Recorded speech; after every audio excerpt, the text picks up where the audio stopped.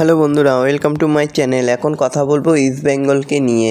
ISF শিল্ডের ফাইনালে east Bengal কিশোর ভারতী ক্রীড়াঙ্গনে নামধারী এফসিকে 2-0 গোলে হারিয়ে দিয়ে শিল্ড ফাইনালে পৌঁছে গেল লাল হলুদ বাহিনী। গোল করলেন মোহাম্মদ রাশিদ ও পিবি বিষ্ণু।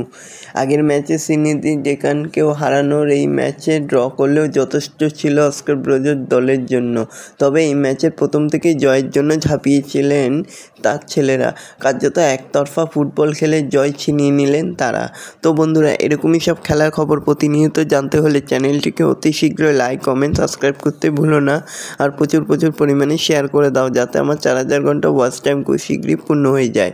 আর ভিডিওটাকেও ভাইরাল করে দাও। এরকমই সব ফুটবল খেলার খবর জানতে হলে চ্যানেলটিকে অতি শীঘ্রই লাইক, কমেন্ট, সাবস্ক্রাইব করতে ভুলো না। মোহনবাগানের পর নামধারীকে শিল্ডে সবচেয়ে শক্তিশালী বলে ধরেছিল ইস্টবেঙ্গলের কোচ। ম্যাচ অবশ্য যেভাবে ব্যাগ দিতে পারল না পাঞ্জাবের দল। প্রথমার্ধে জোড়া গোল ছিনিয়ে নেন সলক্রুসপার। মাঝমাঠে সম্পূর্ণ দখল রেখে বেশিরভাগ সময় বল ঘোরাফেরা করছিল নামধারীর ঊর্ধ্বে। 2 ইনিংস ধরে আক্রমণ। শনিবারে দেখা যাক কী হয়। আক্রমণ সানিয়ে যান বিপিন বিষ্ণুরা। বিশেষ করে বিপিন ধারাবাহিকভাবে ক্রস ভাসাতে থাকেন বক্সে।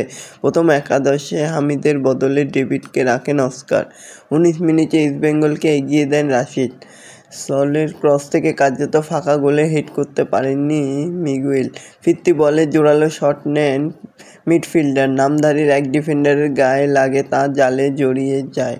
দ্বিতীয় গোল এলো 42 মিনিটে। বক্সের মধ্যে বল পেয়ে আচমকা গতি বাড়িয়ে ডান পায়ে শট নেন বিষ্ণু। নামধারীর গোলকিপার যে প্রথম পোস্ট ছেড়ে রেখেছিল তা সম্ভবত খেয়াল করেছিলেন লাল হলুদের তরুণ তুর্কি। সে ফাঁক দিয়ে বল জালে জড়িয়ে দেয়। দ্বিতীয়ার্ধে বরং কিছুটা হালকা মেজাজে খেলছিল লাল হলুদের ফুটবলাররা। গোলের সুযোগও সেভাবে তৈরি হয়নি, বরং 2-1 গোলের কাছাকাছি পৌঁছে গিয়েছিল নামধারী, কিন্তু তাতে ইস্টবেঙ্গলকে ব্রেক দেওয়ার মতো কিছুই ছিল না। এবার দেখার 18 তারিখ ফাইনালের ডার্বিটা হয় কি না। তো বন্ধুরা, এরকমই সব খেলার খবর প্রতিনিয়ত জানতে হলে চ্যানেলটিকে অতি শীঘ্রই লাইক, কমেন্ট, সাবস্ক্রাইব করতে ভুলো না। অন্য গ্রুপে গোকুলম কেরলকে প্রথম ম্যাচে 5-1 ব্যবধানে হারিয়েছে মোহনবাগান। কেরলের দলের বিরুদ্ধে ইউনাইটেড স্পোর্টস জিতেছে 1-0 গোলে। দুটি দলেরই 3 পয়েন্ট করে পেলেও গোল পার্থক্য এগিয়ে রয়েছে সবুজ মেরুন শিবির।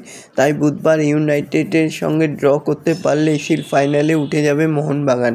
সেক্ষেত্রে আগামী 18 অক্টোবর আবার কলকাতার ডার্বি দেখা যাবে। তো তোমরা কমেন্ট করে জানাতে ভুলো না কে জিততে পারে। ধন্যবাদ সবাইকে।